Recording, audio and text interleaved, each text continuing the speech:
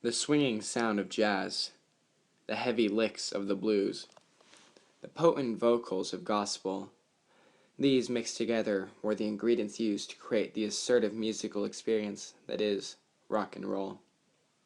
From the Rolling Stones to Metallica, the pages of the book of rock and roll are ever evolving, but the questions still remain.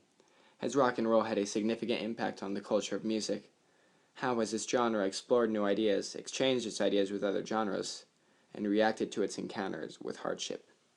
Well, those answers will hopefully come through this documentary.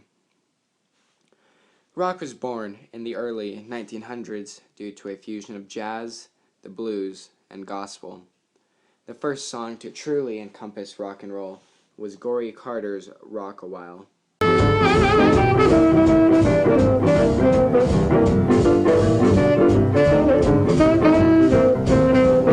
This song truly had the rock feel with its classic guitar sound. Most early guitar sounds are categorized as British, but this song is no exception. If we jump forward a few years, we find bands such as the Rolling Stones, The Who, and the immortal Beatles. What's interesting about these bands is that for the most part, they were considered pop music. However, as time went on, they became immortalized as classic rock.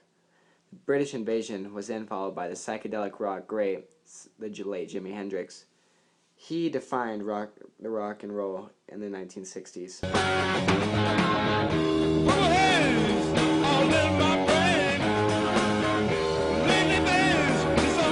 The 1960s brought us some of the rock greats, such as the previously mentioned Who and Rolling Stones, but also the birth of progressive rock.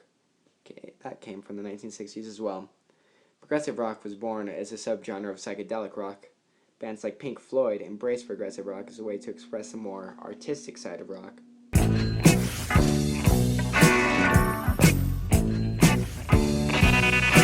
But then the 1970s came, the era that would forever change rock and roll, with the first metal band, Led Zeppelin. This was the point that rock became a show-stopping force to be reckoned with in the music industry. Led Zeppelin's hit song, Stairway to Heaven,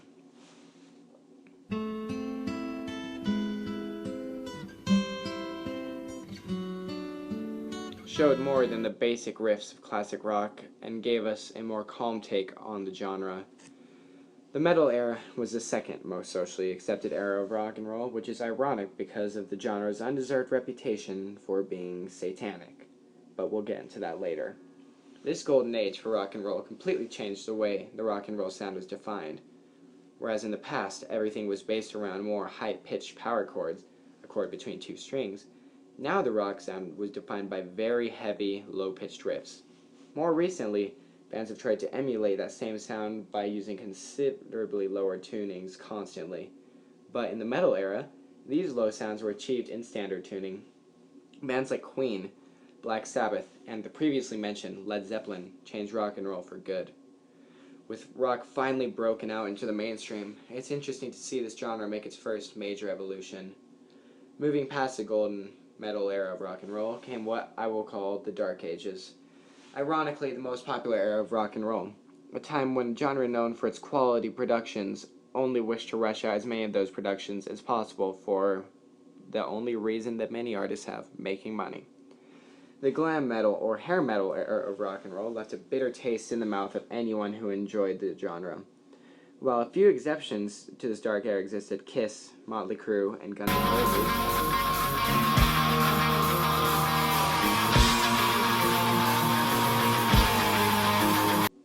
just as many bands existed purely to show off their stage presence, such as Stryper, Whitesnake, and most notably, Twisted Sister.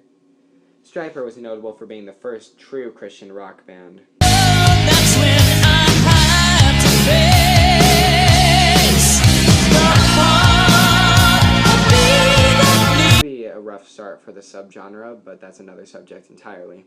Before long, many lifelong fans of rock and roll became sick of this emphasis on stage presence. So a small group of Seattle bands started the grunge movement. Soundgarden, Pearl Jam, and of course, Nirvana were some of the headliners of this movement. This movement was known mostly for its rough, heavy, and purposely sloppy-sounding guitar riffs.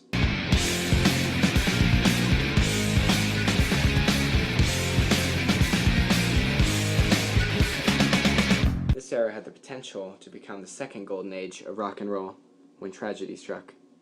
Kurt Cobain, the lead singer of Nirvana, committed suicide on April 5th, 1994. It is a known fact that killing a corrupt leader of a nation will only leave the nation in a worse place than it was because of the eventual power hole that will become.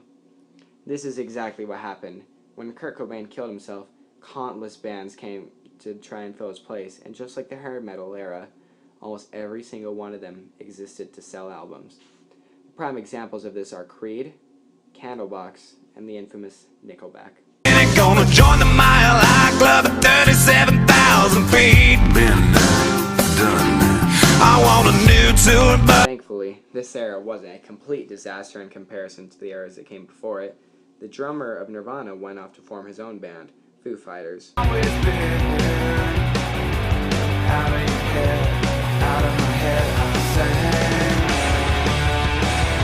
post-grunge era rolling off into the 21st century, the era began to find its own identity.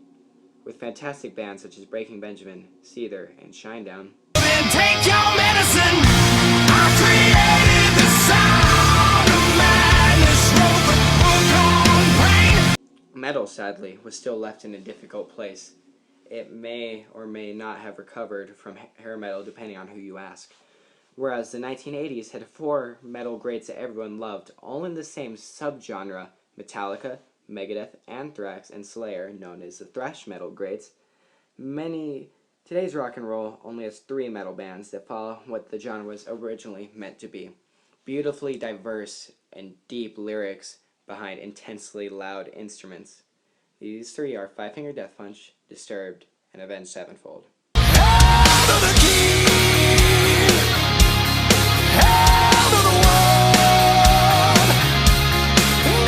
And that brings up an important question.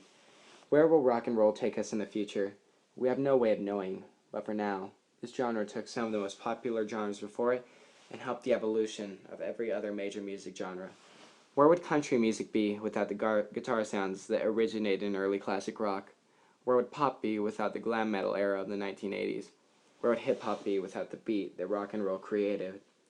Let's look back at some of the hate that rock and roll received.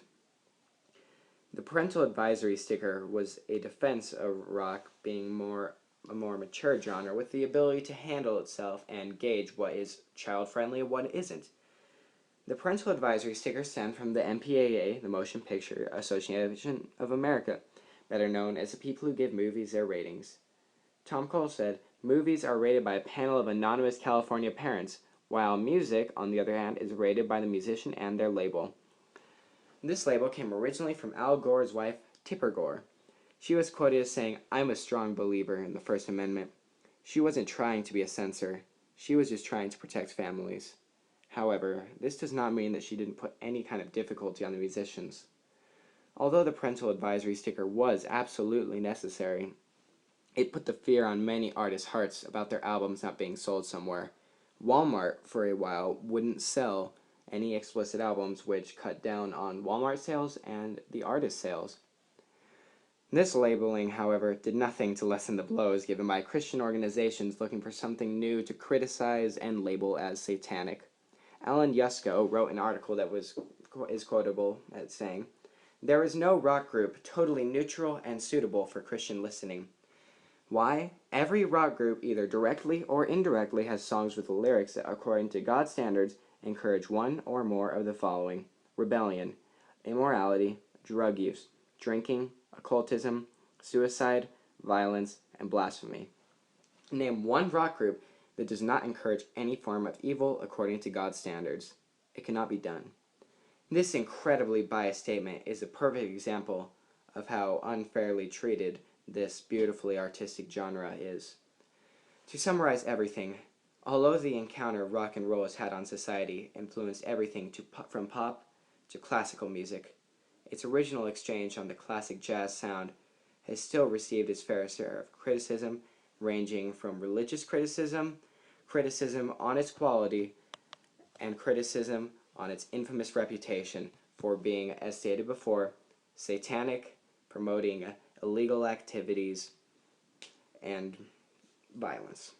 However, If we look at the songs that were played in this documentary, it is clear this genre is something more and something perhaps beautiful.